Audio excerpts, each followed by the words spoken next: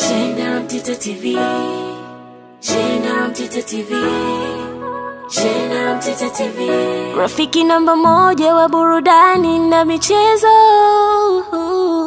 Rafiki namba moja wa burudani na michezo. Mkolaboko tunafahamu ya kwamba Aziz Ki kwa taarifa zilizopo ndio basi tena Young Africans. Mechi ya mwisho alicheza dhidi ya Tanzania nusu finali ya FA na alipewa kitambaa cha nahodha kuashiria kwamba mapenzi ya dhati alionayo Young Africans na wanamuaga mkono wa kwaheri.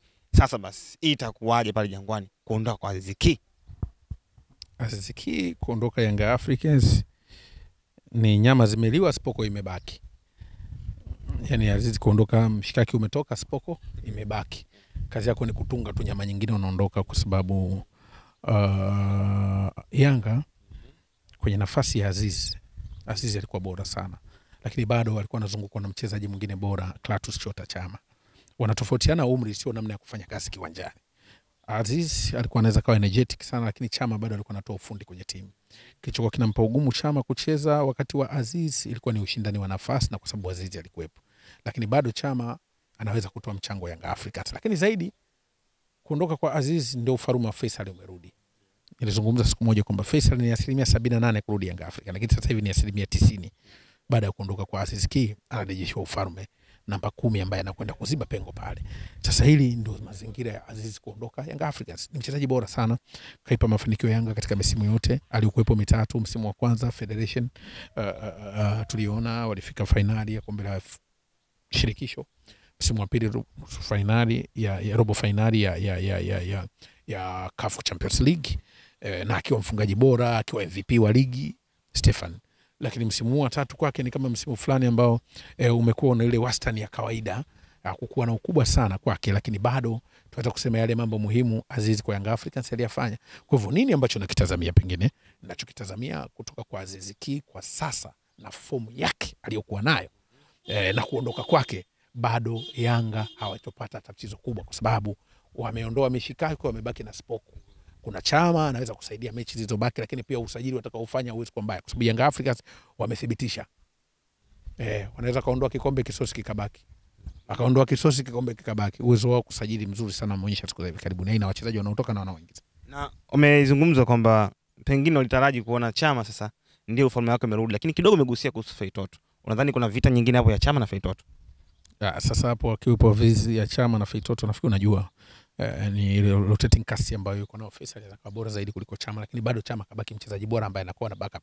Hii ndio faida ya kusajili wachezaji, winning formula signing. Unakuwa na wachezaji ambao hawana tofauti kubwa kwenye viwango. Yanga sasa hivi Aziz anaondoka, kuna mtu ana wasiwasi? Yanga anajua Chama yupo, Faisal akija maana wameongeza ubora. Ndio faida ya kuwa na kikosi kipana ambacho wachezaji watu tofautiani viwango. Unapata kitu kinaitwa juxtapositioning, muunganisho kwenye timu. Ndio kitu ambacho nakiona. Naam, kuondoka kwa Aziz Ki pengine inaleta maslahi gani kwa Young Africans kama kweli wanamuuza? Maslahi watapata pesa. Watapata pesa. Mapungufu ni mchezaji alikuwa na faida kwa timu, lakini maslahi watapata pesa. Na mchezaji ni biashara, bila biashara. Iko hivyo. Lakini kuna tuseme tu kwamba Tanzania hii kuna mchezaji wa kumfanisha na Aziz Ki Stefan kwa ubora wake aliyokuwa nao? Wapo. Na Faisal wapo. Kuna Janchala wapo. Huo ni hatari. Sasa unaona namba yake namba 10, mchezaji mzuri, si unamuona matokeo ya timu kiwanjani. Wapo wachezaji wazuri, wapo. Sio kwamba Aziz sasa ndio hakuna mwingine kama Aziz Ki. Hapana, wapo wachezaji. Cheza vizuri. Mchezaji mzuri mshindani. Lakini pia inasemekana pia Yanga wanataka mabadiliko sehemu kubwa sana. Eneo la wachezaji, pia hata eneo la mwalimu. Kuna wanahusishwa na baadhi ya makocha mbalimbali, wanagusia. Nadhani Yanga pia wako sahihi kufanya maamuzi ya kubadilisha kocha kwa msimu unaokuja. Mpango. Unajua kila timu ina mpango wake. Sasa mtu anapofanya mambo kwa mipango yake, tunaangalia matokeo ya mipango. Ni kweli imerudi Young Africans ni kocha mzuri, lakini Young Africans yamerudi inayo changamoto ndogo. Sio nzuri sana ya kufanya recover. Namna gani ya kucover, defending cover. Yanga haijafungwa magoli mengi sana, lakini timu yao ikicheza unadhani ikikutana mechi ngumu defending cover yao inakuwa iko chini. Wanacheza kama wanapima viwanja, mmoja yuko kule wanapokuwa wana mpira, mwingine yuko kule, na ndio maana utakuona hata mechi ya JKT walijaribiwa sana. Mechi ya Namungo walikuwa wakienda, unaona Yanga wanakuwa tested. Sasa kwenye quality kubwa seli ya kucheza hii, kama unapima viwanja, mmoja yuko kule mwingine yuko huku, inaweza kaja kawaletea madhara. Lazima uwe na coach ambaye anatengeneza compact defend na compact attack. Sasa ile kwa Yanga inapungua kidogo. Unaweza kusema ni falsafa ya kocha, kwa sababu kocha huyu anapenda kushambulia kupitia pembeni, fullbacks wapandishe timu.